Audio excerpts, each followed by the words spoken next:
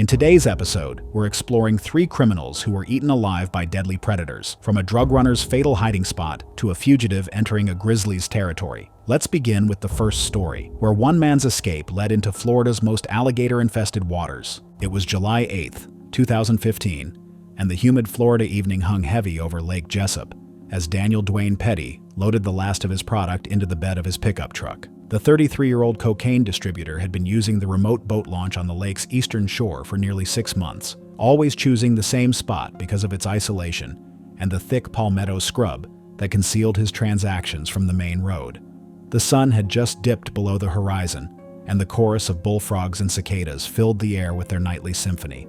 Daniel had grown up in Sanford, just a few miles from where he now conducted his illegal business. His path to drug distribution had started innocently enough, working construction jobs throughout Central Florida before a back injury and dependence on prescription painkillers derailed his legitimate career. 2 prior convictions for possession with intent to distribute had left him with a criminal record that made steady employment difficult to maintain. He was currently on probation, and people close to him knew that another arrest would likely result in mandatory prison time stretching years into the future. Lake Jesup had become Daniel's preferred location for reasons beyond isolation alone. The lake had long been known among wildlife officials as one of the most alligator-dense bodies of water ever documented in Florida. Locals avoided certain shoreline areas after dark, and even experienced anglers were cautious once daylight faded. Law enforcement patrols rarely lingered at the most remote access points, not out of neglect, but because entering those areas at night carried its own risks. American alligators are apex predators capable of reaching lengths over 14 feet, though most adults encountered by humans range between 8 and 11 feet. They are most active during dusk and nighttime hours, when they patrol shorelines and shallow water in search of prey. Alligators rely heavily on vibration and movement to locate targets, detecting disturbances through sensitive pressure receptors along their bodies. Repeated splashing, wading, and stationary silhouettes in shallow water can draw attention quickly, especially during peak feeding hours. Once engaged, an alligator can move with explosive speed, delivering a bite powerful enough to crush bone and initiate the rotational death roll used to subdue prey. Unbeknownst to Daniel, an undercover operation had been building quietly for months. His regular buyer was a confidential informant working with the Seminole County Sheriff's Office, and the meeting that evening was intended to conclude a long surveillance effort. As Daniel handed over 2 kilograms of cocaine through the truck window, 3 unmarked vehicles suddenly blocked both exits of the boat launch, headlights flooding the area with harsh white light.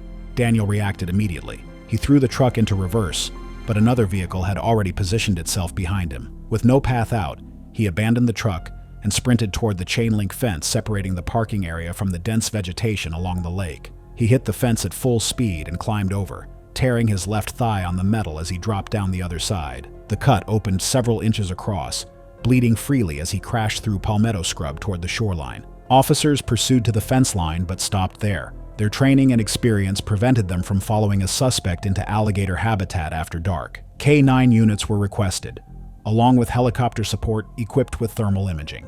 Daniel could hear voices and radios behind him as he reached the water's edge, but the darkness and vegetation made it difficult for anyone to pinpoint his exact location. Instead of moving parallel to the shore, Daniel stepped directly into the lake.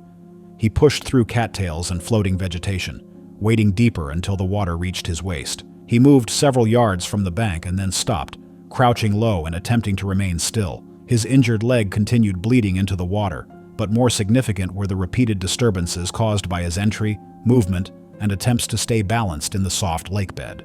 By that time, it was just after 9 o'clock, a period wildlife officers later described as peak activity for large alligators in that section of the lake. After several minutes, the water around Daniel began to move. A large alligator approached underwater, drawn by the combination of vibration, silhouette, and prolonged presence in shallow water. The animal remained unseen until the moment it struck. Its jaws closed around Daniel's left leg above the knee with enough force to fracture bone instantly. The impact pulled him off balance and underwater. Violent splashing followed as the alligator began to rotate its body. Using the leg as leverage, Daniel surfaced briefly during the struggle, arms flailing as the water churned, before being pulled under again. The disturbance lasted less than a minute before the surface went still. Officers at the shoreline heard the splashing and brief screams but could not see through the darkness. One officer stepped toward the water with a flashlight before being stopped by others, recognizing the danger of entering under those conditions. A helicopter arrived minutes later, sweeping the area with a spotlight, while thermal imaging scanned the shoreline and water surface.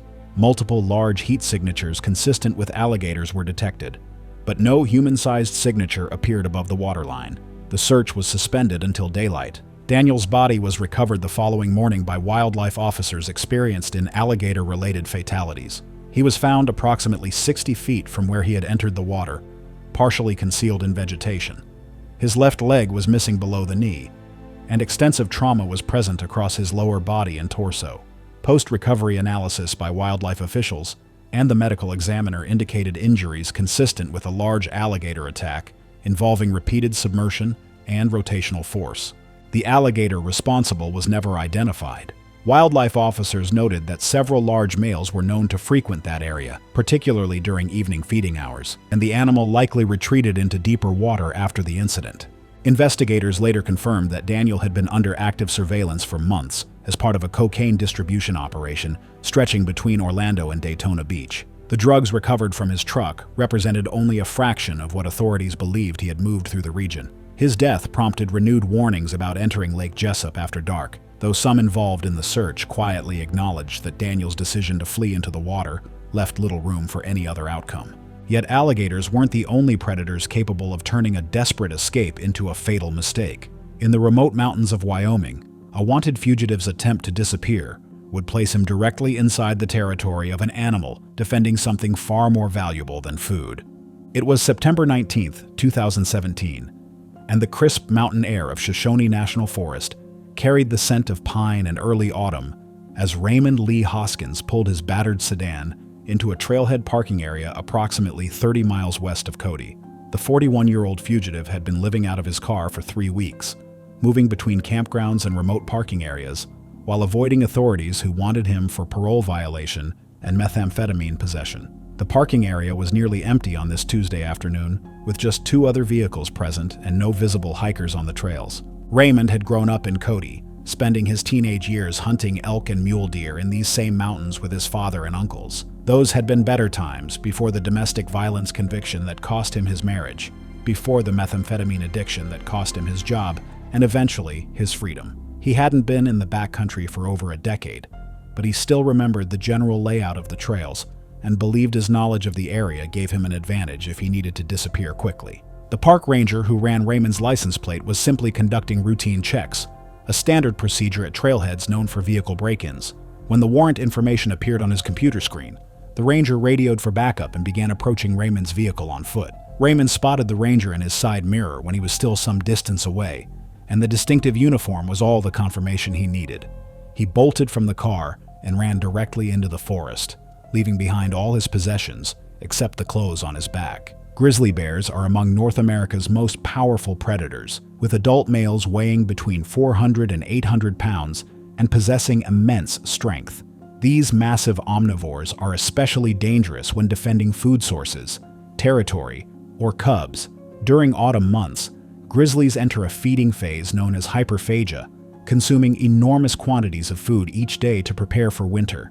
When a grizzly kills large prey such as an elk, it often remains nearby for several days, feeding intermittently and aggressively, defending the carcass from perceived threats. Their heightened awareness during this period makes sudden encounters particularly deadly. Raymond's flight carried him uphill through dense lodgepole pine forest, his breathing ragged as he climbed steadily away from the trailhead. He could hear voices behind him and the occasional snap of branches as rangers followed cautiously.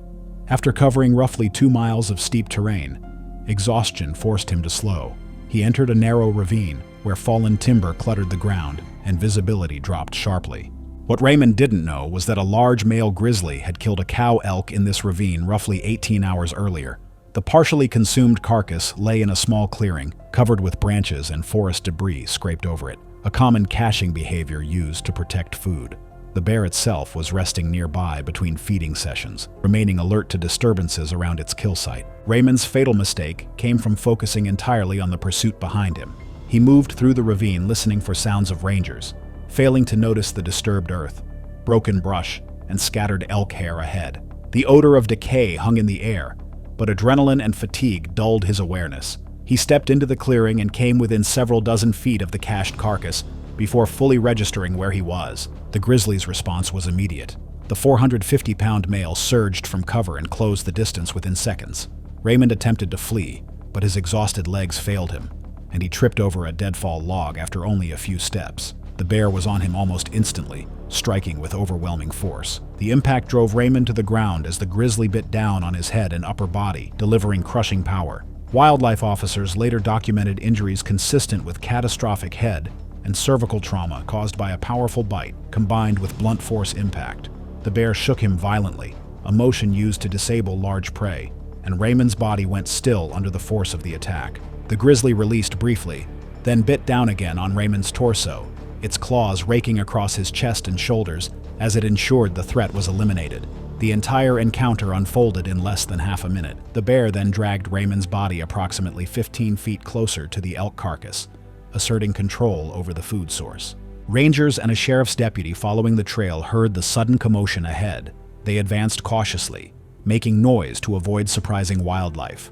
When they reached the ravine, they immediately recognized the signs of an active bear kill site and halted their approach.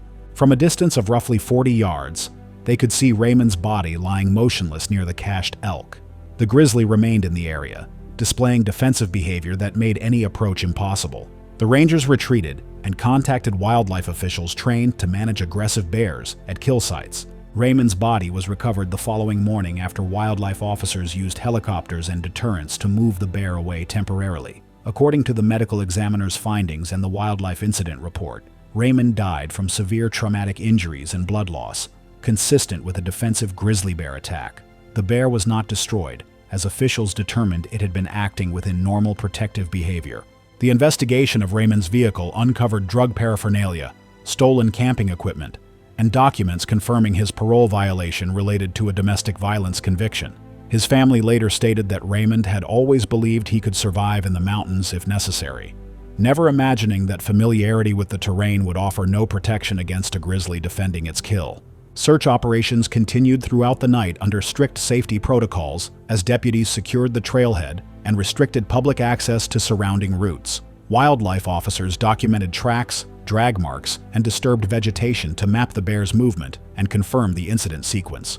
Warning notices were posted at nearby access points the same evening, advising hikers and hunters to avoid the drainage while officials assessed ongoing risk. By sunrise, crews coordinated aerial sweeps to ensure no additional people were in the area and to monitor the bear's position from a safe distance. The incident prompted renewed discussion among local outdoorsmen about seasonal bear behavior, carcass caching, and the dangers of moving quietly through dense timber during hyperphagia. Some noted that the ravine was a known game corridor, while others questioned whether earlier noise or a different route might have changed the outcome.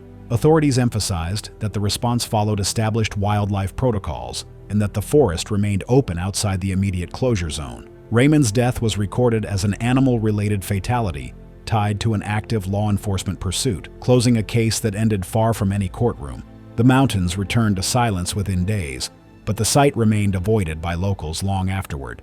However, grizzly bears were not the only wild predators capable of turning a desperate escape into a fatal mistake. In the foothills above Boulder, a burglar's attempt to outrun the law would draw the attention of one of nature's most efficient ambush hunters.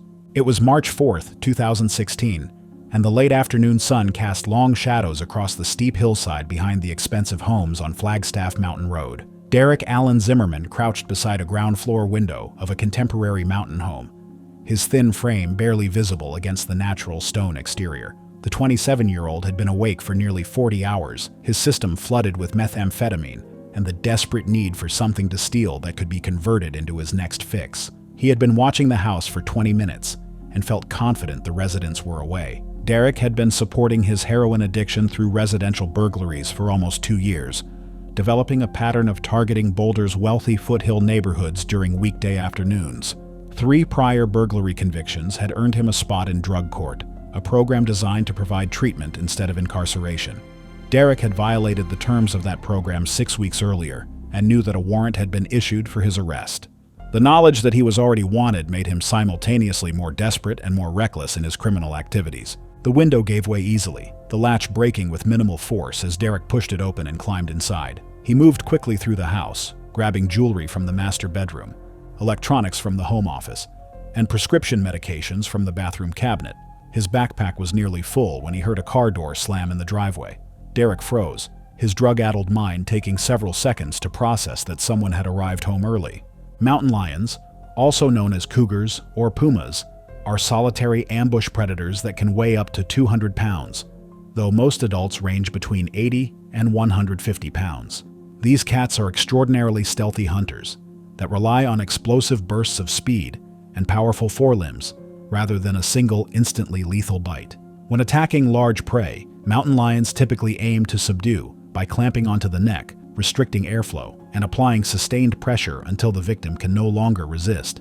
Human fatalities are rare and often involve prolonged struggles rather than instantaneous death. Derek's escape through the back door was pure panic, his thin legs pumping as he ran uphill into the rocky terrain behind the house. A neighbor walking her dog spotted Derek's frantic flight and immediately called 911, providing a detailed description of his clothing and the direction he was running.